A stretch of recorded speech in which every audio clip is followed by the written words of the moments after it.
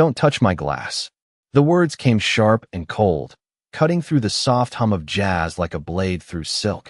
And for a moment, everything in the room seemed to pause as if even the air itself had been told to behave. Naomi Carter's hand froze mid-motion, her fingers still hovering just inches from the crystal stem, her posture straight, her expression calm, but her eyes, steady, observant, did not flinch. Around them, the restaurant shimmered with quiet wealth, golden light reflecting off polished marble floors, the low murmur of million-dollar conversations blending with the faint clink of silverware against fine china. A place where power wasn't spoken loudly. It was implied in every tailored suit and every measured glance.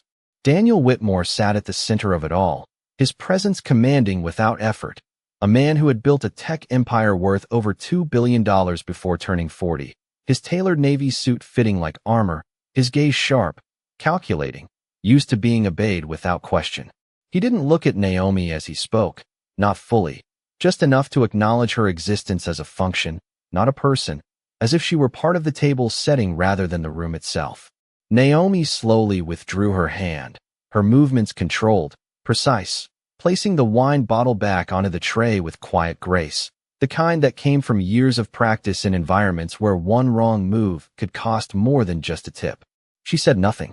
She didn't need to, because silence, when chosen, could be louder than any response. Careful, Daniel added, almost as an afterthought, swirling the deep red liquid in his glass without ever lifting his eyes to meet hers. This bottle costs more than your monthly rent. A few guests at the table chuckled, not because it was particularly funny, but because laughter in rooms like this often followed power, not humor. Naomi nodded once, a small, almost invisible gesture, then stepped back, her tray balanced effortlessly in one hand, her other resting calmly at her side, her breathing steady, her presence composed. But what no one at that table noticed, what no one ever seemed to notice, was that Naomi was watching. Everything, every word, every glance, every subtle shift in tone that revealed more than people intended. Because while Daniel Whitmore believed he controlled the room, Naomi understood it. And understanding was a different kind of power entirely. This wasn't just another night for her. It looked like another shift, another table of wealthy clients, another series of polite smiles and quiet endurance. But beneath the surface, something was already shifting, something invisible, something that hadn't yet revealed itself, but was building quietly, like pressure beneath calm water. Daniel leaned slightly toward the man beside him, lowering his voice just enough to signal privacy, but not enough to escape someone truly paying attention. His tone changed, softer, more deliberate, switching into Japanese mid-sentence, confident, almost amused, as if the language itself created a barrier no one in the room could cross. The conversation at the table continued, forks lifting, glasses clinking, the rhythm of wealth uninterrupted, but Naomi's eyes flickered for just a second, a subtle shift that passed unnoticed by everyone except the camera that wasn't there, the one that would have caught the exact moment the story began to turn. She adjusted her grip on the tray, her posture unchanged, her expression still neutral, but something behind her calm had sharpened. Because while Daniel believed he was speaking freely, believing no one around him could understand, Naomi Carter had just heard every word, and she understood exactly what it meant. The silence that followed did not feel empty. It felt heavy, like something had shifted beneath the surface and no one quite knew where to look. And Daniel Whitmore's eyes narrowed slightly as he studied Naomi Carter for the first time with something closer to attention than dismissal, his fingers still resting on the edge of the contract, as if unsure whether to move forward or pause. "Excuse me," he said, his voice calm but edged with irritation, the kind that came from being interrupted in a space where he was used to absolute control, and a few of the guests shifted in their seats, exchanging brief glances, unsure whether this was a minor disruption or the beginning of something they did not yet understand. Naomi did not rush to fill the silence. She did not raise her voice. She simply stood there, composed, her tray steady in her hand, her posture unchanged, as if she had all the time in the world, as if the room itself would wait for her. "The conversation you just had," she said carefully, her tone respectful but precise. "It was not about partnership terms. It was about adjusting the distribution percentages after the contract is signed, without informing the other party. A subtle ripple moved through the table, small but unmistakable, like a disturbance across still water, and Daniel's partner stiffened almost imperceptibly, his expression tightening just enough to betray something beneath his composed exterior.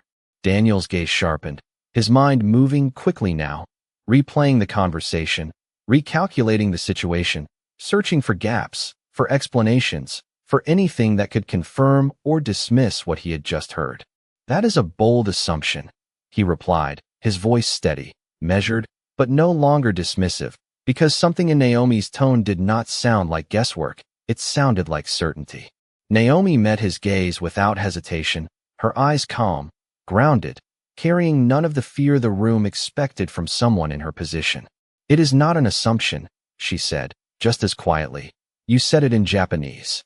The words landed differently this time, not as a disruption, but as a revelation, and the air in the room shifted again, sharper now, more focused, as if every person at that table had suddenly become aware that they were witnessing something they had not planned for. Daniel's fingers slowly lifted from the contract, his attention no longer divided, his entire focus now locked on Naomi, on the woman he had dismissed just minutes ago, the woman he had barely considered worthy of eye contact, and yet somehow, she had just stepped into the center of the most important conversation of the night. "You speak Japanese?" he asked, not out of curiosity, but out of necessity, his tone controlled, but the question itself revealing the first crack in his certainty. Naomi gave a small nod, nothing dramatic, nothing exaggerated, just a simple acknowledgement of fact. "Fluently," she replied, and then, without waiting for permission, without seeking approval, she continued, her voice steady as she repeated the exact phrases he had just heard moments earlier, each word precise, each sentence clear, the meaning undeniable, translating not just the language, but the intent behind it. As she spoke, the room seemed to tighten around her words, every syllable pulling the attention of the table closer, drawing their focus away from the polished surface of the deal and into the reality beneath it. And Daniel's partner shifted again, this time more visibly, his composure beginning to fracture at the edges. Daniel did not interrupt her. He did not dismiss her. He listened, because now, for the first time that night, he understood that the person standing in front of him was not a background detail, not a passing presence, but someone who had just changed the equation entirely. When Naomi finished, the silence returned, but it was no longer the same silence as before. It was no longer comfortable, no longer controlled. It was a silence filled with realization, with recalculation, with the quiet understanding that something had just been exposed that could not be easily undone. Daniel leaned back slowly, his eyes never leaving Naomi, his mind working through the implications, the risks, the possibilities, and in that moment, the power he had carried into the room no longer felt absolute, because the person he had underestimated had just revealed something far more valuable than status or wealth. She had revealed the truth. Daniel Whitmore did not reach for the contract again. Not yet, his hand resting instead on the table as his gaze shifted slowly from Naomi Carter to the man sitting across from him. And for the first time that evening, there was no trace of casual confidence in his posture, only calculation, precise and deliberate, the kind that came when something no longer added up. The room, once filled with the low hum of effortless power, had grown quieter, conversations at nearby tables fading into the background as attention subtly leaned toward the tension unfolding at the center. His partner forced a small smile, the kind that tried to smooth over discomfort without acknowledging it, his fingers tapping lightly against the edge of his glass, as if rhythm alone could restore control. "I think there has been a misunderstanding," he said, his voice carefully measured, each word placed with intention, but lacking the ease it had carried just minutes ago. Daniel did not respond immediately. He studied him instead, his eyes narrowing just slightly, not in anger, but in recognition, as if he were finally seeing something that had been hidden in plain sight. "Repeat it," Daniel said quietly, his voice low but firm, turning back to Naomi without breaking the tension. Naomi did not hesitate. She repeated the key line again in Japanese, her pronunciation clean, her tone steady, then translated it once more into English, slower this time. each word landing with clarity that left little room for interpretation. The meaning was undeniable. Adjust the percentages after the agreement. Keep it off the official record. Present it as a post-signing revision. The table shifted again, more noticeably now, chairs adjusting, glances exchanged, the fragile illusion of a seamless deal beginning to fracture under the weight of what had just been exposed. Daniel leaned back slightly, his jaw tightening, not in frustration, but in focus, his mind moving quickly through implications, legal risks, reputational damage, the kind of consequences that did not appear on balance sheets but could dismantle entire empires if ignored. "Is that accurate?" he asked, his eyes locked on his partner now. The question simple, but carrying a weight that filled the space between them. The man hesitated, just for a fraction of a second, but in rooms like this, hesitation was louder than denial. "You are taking that out of context," he replied, his voice still controlled, but thinner now, stretched, as if holding on to something that was already slipping. Daniel's fingers tapped once against the table, then stilled, his decision forming not through emotion, but through clarity, the kind that came when noise was stripped away and only truth remained. Around them, the room held its breath, the quiet no longer passive, but charged, every person aware that something significant was unfolding, something that would not simply return to normal once it passed. Naomi remained where she stood, not stepping forward, not stepping back, her presence grounded, her role fulfilled, yet the impact of her words still moving through the space like a current no one could ignore. Daniel reached for the contract at last, but instead of signing it, he closed it gently, the sound soft, almost insignificant, and yet it echoed louder than anything that had been said that night. "We are not proceeding," he said, his tone calm, final, leaving no room for negotiation, and just like that, the direction of the evening shifted entirely. A few of the guests exchanged looks, surprise flickering across their faces, while others remained still, absorbing what had just happened, the realization settling in that a deal worth hundreds of millions of dollars had just been stopped in a matter of seconds. Daniel stood slowly, his chair sliding back with a quiet scrape against the polished floor, his posture straight, composed, but different now, less about dominance, more about control regained through awareness rather than assumption. His eyes returned to Naomi once more, and this time, there was no dismissal in them, no trace of the indifference that had defined his earlier words. Instead, there was recognition, sharp and unmistakable, the kind that comes when someone realizes they have misjudged the most important person in the room. And in that moment, without raising her voice, without demanding attention, Naomi Carter had done something far more powerful than confrontation. She had changed the outcome. The room did not return to normal after that moment. It could not, because something invisible had been broken, not loudly, not dramatically, but in a way that could not be undone. And as Daniel Whitmore stood there, the weight of what had just been avoided settled quietly into his expression, replacing the effortless certainty he had carried into the evening with something sharper, something more deliberate. His former partner adjusted his jacket, forcing composure back into place, but the subtle tension in his movements betrayed the shift, the kind that no amount of practiced confidence could fully hide. "Daniel, we can clarify this," he said, his voice calm but pressing, trying to reclaim ground that had already begun to slip away. Daniel did not respond right away. Instead, he reached for his glass, not to drink, but to steady his thoughts, his eyes briefly lowering as if recalculating not just the deal, but the entire chain of decisions that had brought him to this exact point.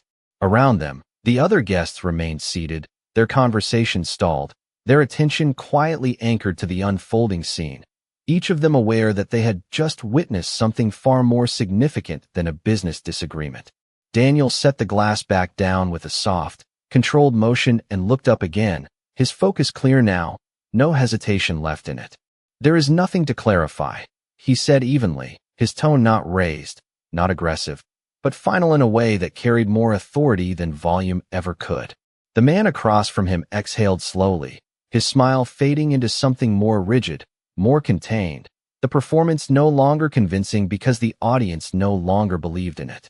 The deal was over, and everyone in the room knew it. Naomi Carter remained where she stood, her tray still balanced in her hand, her posture unchanged, as if the gravity of what had just happened did not require her to move at all. And yet, in the quiet space that followed, her presence felt more visible than anyone else's in the room.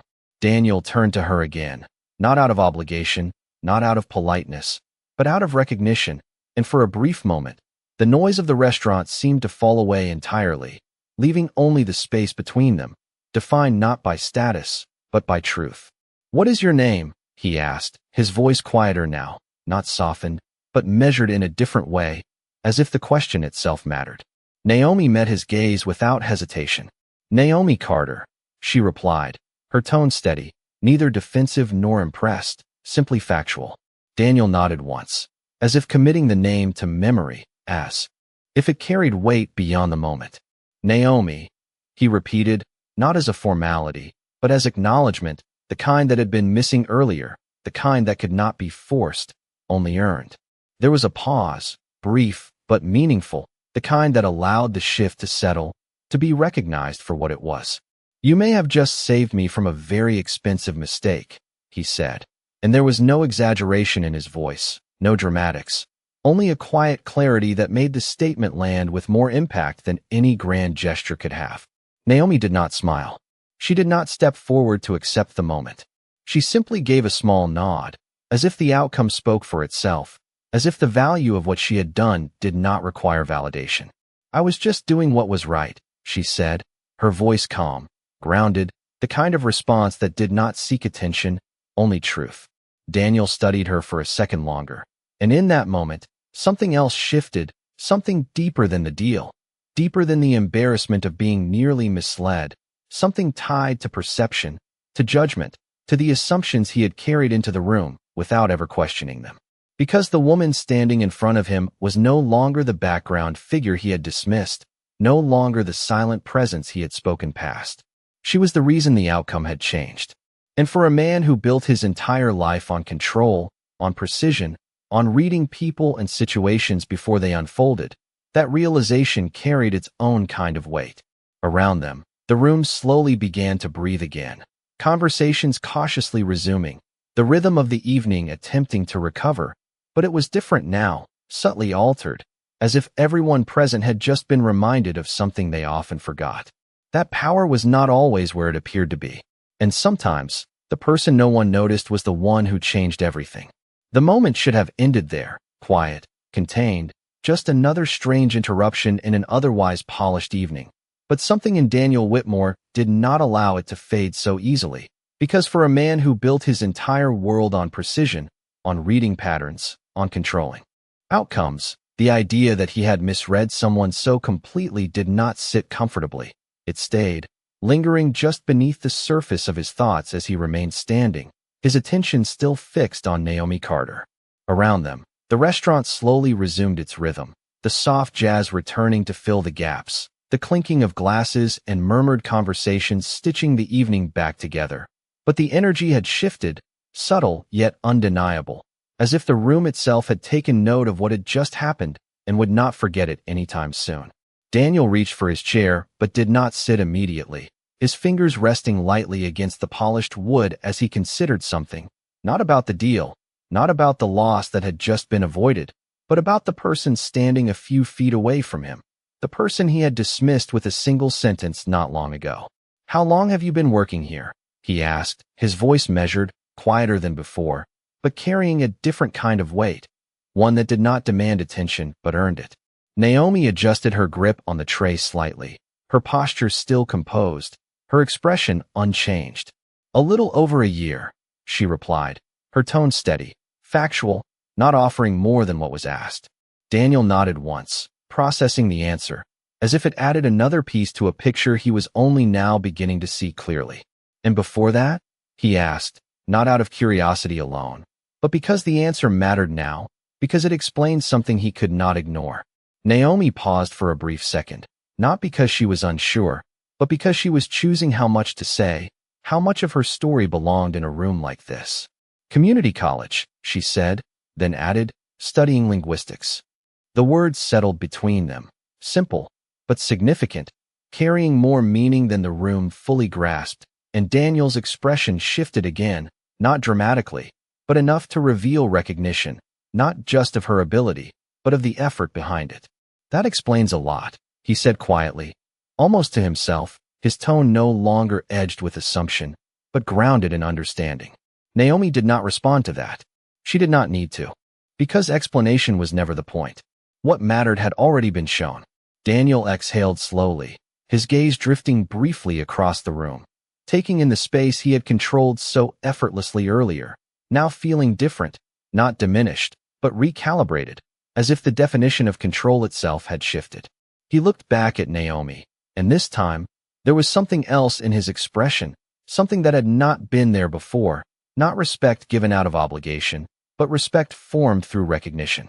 You ever consider working somewhere that actually uses that skill? He asked, the question direct, not dressed in politeness, but not dismissive either, simply real. Naomi's eyes met his again, steady, grounded, and for the first time, there was the faintest hint of something behind them, not surprise, not excitement, but awareness, as if she understood exactly what the question implied and exactly what it did not. I already do, she replied, her voice calm, unshaken, and the simplicity of her answer carried more weight than a longer explanation ever could. Daniel held her gaze for a moment longer, then nodded slowly, as if acknowledging not just the answer, but the truth behind it, the kind that did not need validation from titles or positions. Around them, the evening continued, the illusion of normalcy carefully maintained. But for Daniel Whitmore, something fundamental had shifted, not in the room, not in the deal, but in the way he saw the people within it. Because for the first time in a long time, he had been reminded that value did not always announce itself, and the most important voice in the room was not always the loudest one. And as Naomi Carter turned slightly, preparing to step back into the quiet rhythm of her work, she carried with her the same composure she had always had, unchanged by the moment, because for her, this was never about being seen. It was about knowing who she was, even when no one else did. Naomi Carter turned away from the table with the same quiet composure she had carried all night, her steps measured, her posture straight, as if nothing extraordinary had just happened, as if she had not just altered the course of a deal worth hundreds of millions of dollars with a few carefully spoken sentences. And yet, the air behind her still carried the weight of it, the kind that did not disappear simply because the moment had passed. Daniel Whitmore watched her for a second longer than expected, his eyes following her movement through the room, not out of curiosity anymore, but out of something closer to reflection, the kind that forced him to reconsider not just what had happened, but how it had happened, and more importantly, why he had failed to see it coming. He had built his career on anticipating risk, on identifying weak points before they became problems, on reading people with precision, and yet, tonight, the most important variable had been standing within arm's reach the entire time, and he had dismissed it without a second thought. That realization did not sit lightly. It stayed, pressing against his usual certainty, reshaping it in subtle but undeniable ways. He finally sat down, but the movement felt different now, less like reclaiming control and more like grounding himself in a reality that had just shifted. Across the table, the empty chair where his former partner had been seated only moments ago now felt symbolic, a quiet reminder of how quickly things could change when truth entered a room built on assumptions. The contract remained closed, untouched, its polished surface reflecting the overhead lights, no longer a symbol of opportunity, but of what had nearly been lost. A few of the remaining guests attempted to resume light conversation, their voices cautious at first, as if testing whether the moment had truly passed, but their words lacked the ease from earlier, replaced by an undercurrent of awareness that lingered beneath every exchange. Because everyone in that room had seen it. Everyone had felt it. The shift. Daniel leaned forward slightly, resting his forearms on the table, his fingers interlacing as he exhaled slowly, his thoughts moving beyond the deal, beyond the immediate consequences, into something more personal, more foundational. He had always believed that power came from control, from knowledge, from being the one who dictated the terms of the room. But tonight had challenged that belief in a way that no negotiation ever had, because the person who had held the most valuable insight was the one he had considered the least relevant. That contradiction did not just disrupt his thinking, it demanded a response. His gaze lifted again, scanning the room until it found Naomi once more, now at a different table, quietly pouring water for another group, her movements just as precise, just as calm, as if the previous moment had not changed her at all. And maybe that was the most striking part. She had not stayed to be recognized. She had not lingered for acknowledgement. She had simply returned to her work, as if the value of what she had done did not depend on whether anyone else chose to see it. Daniel stood again, this time with intention, his chair sliding back with a soft sound that drew a few glances, and he adjusted his jacket, not out of habit, but as if preparing for something that mattered in a different way than before. He moved across the room, not quickly, not dramatically, but with a quiet purpose that contrasted sharply with the arrogance he had displayed earlier. Conversations dimmed slightly as he passed, subtle shifts of attention following him, not because of his status, but because of the memory of what had just occurred. Naomi sensed the movement before she saw him, a subtle awareness built from years of reading rooms like this, and when she turned, her expression remained steady, unchanged, as if she had expected this moment, or at least understood that it might come. Daniel stopped a few feet from her, close enough to speak, but not close enough to impose, and for a brief second, neither of them said anything, the silence between them no longer tense, but deliberate, as if both understood that what came next would matter in a way that extended beyond the evening itself. And in that quiet space, the balance that had once defined the room no longer felt the same, because the roles that had been assumed at the beginning of the night had already been rewritten. Daniel Whitmore did not rush the moment, and that alone made it different from everything that had come before, because a man like him was used to moving quickly, making decisions in seconds, closing gaps before others even saw them. But now he stood still, measuring not just the situation, but himself within it, and when he finally spoke, his voice carried none of the sharp edge it had earlier, only clarity. "I owe you an apology," he said, direct, unembellished. The words simple, but landing with a weight that did not rely on volume. And for a brief second, even the subtle background noise of the restaurant seemed to soften, as if the space itself understood the significance of what was being said. Naomi Carter did not react immediately, her expression remaining calm, her posture unchanged, as if she had heard many words in her life that did not always match the actions behind them, and she was not in the habit of assigning value too quickly. Daniel held her gaze, not forcing acknowledgement, not expecting gratitude, just allowing the moment to exist as it was, honest and unguarded in a way that did not come naturally to him. "What I said earlier," he continued, his tone steady, "was out of line. There was no excuse attached, no justification hidden behind context, just the truth stated plainly, and that alone shifted the air between them again, not dramatically, but enough to be felt." Naomi gave a small nod, not dismissive, not accepting in a performative way, just acknowledging that the words had been heard, her response grounded in the same quiet control she had shown all night. "It happens," she said, her voice even, neither defensive nor indulgent, and in those two words, there was no bitterness, only reality, the kind shaped by experience rather than expectation. Daniel studied her for a moment, recognizing something in that response that went beyond politeness, something that reflected a perspective he had rarely needed to consider, and it settled into him with a quiet force. "It should not," he replied, more to himself than to her, and the difference between those two statements lingered, subtle but powerful, drawing a line between what was accepted and what was right. Naomi adjusted the glass she had just placed on the table beside her, her movements precise, controlled, her focus returning briefly to her work before lifting back to him, not avoiding the conversation, but not centering herself within it either. "Most people do not notice," she said, her tone calm, factual, as if stating something as ordinary as the weather, and yet the implication behind it carried far more weight than the words themselves. Daniel exhaled quietly, the truth of that statement landing in a place he could not easily ignore, because he knew, without needing further explanation, that he had been one of those people, moving through spaces without seeing what was directly in front of him.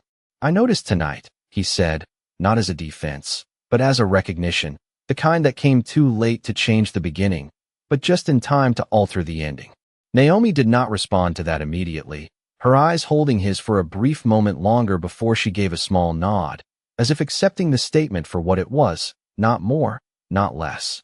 Around them, the rhythm of the restaurant had fully returned now, conversations flowing, glasses clinking, the illusion of normalcy restored.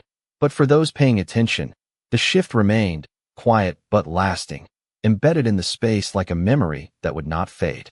Daniel straightened slightly, his posture settling into something more grounded, less performative, and he reached into his jacket, pulling out a simple card, not flashy, not designed to impress, just a clean piece of paper with his name and contact information printed in precise lettering. He held it for a moment, then extended it toward Naomi, not as an expectation, not as a transaction, but as an option. "If you ever decide you want something different," he said, his tone measured, "something that actually reflects what you are capable of, call me." Naomi looked at the card, then back at him, her expression unchanged, her presence steady, and for a brief second, the moment balanced on a quiet edge, not defined by power, not defined by status, but by choice.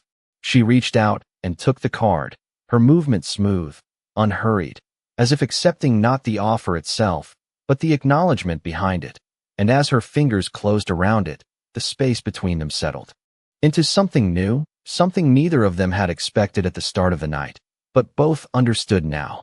Not power, not hierarchy, but respect. Naomi Carter did not look at the card again right away.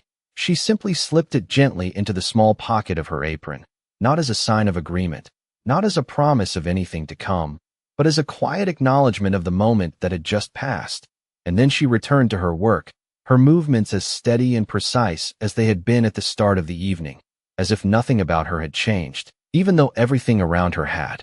Daniel Whitmore watched that choice closely, not with confusion, but with understanding, because for the first time, he recognized something he had overlooked for far too long, that not every opportunity needed to be chased, and not every acknowledgement required a reaction, and that kind of composure was not something you could buy or negotiate. It was something earned through experience, through resilience, through knowing exactly who you were even when no one else did. The night continued, the restaurant glowing under its soft golden lights, conversations rising and falling, laughter returning in careful waves. But for Daniel, the evening no longer felt like a transaction. It felt like a lesson, one that did not come from a boardroom or a contract, but from a moment he had nearly dismissed without a second thought. He returned to his table slowly, his steps measured, his posture still confident, but different now, less about commanding attention and more about carrying awareness. And as he sat down, the empty seat across from him remained untouched, a quiet reminder of how quickly power could shift when truth entered the room.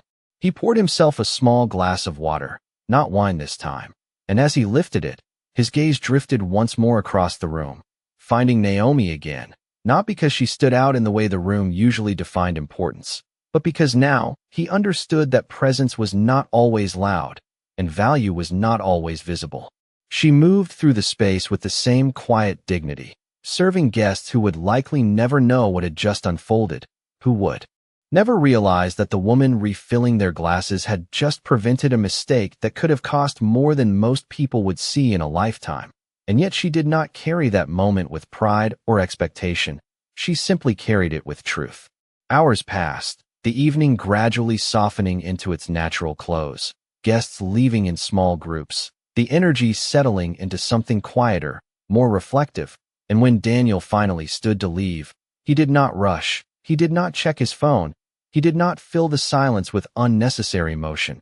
He simply took one last look around the room, as if committing it to memory, not for the luxury it represented, but for the lesson it had delivered. As he walked toward the exit, he paused briefly near the service station where Naomi stood, organizing her tray for the next round of tables, her focus steady, her presence unchanged, and for a moment, their eyes met again, not as strangers, not as opposites, but as two people who had shared a moment that neither of them would forget.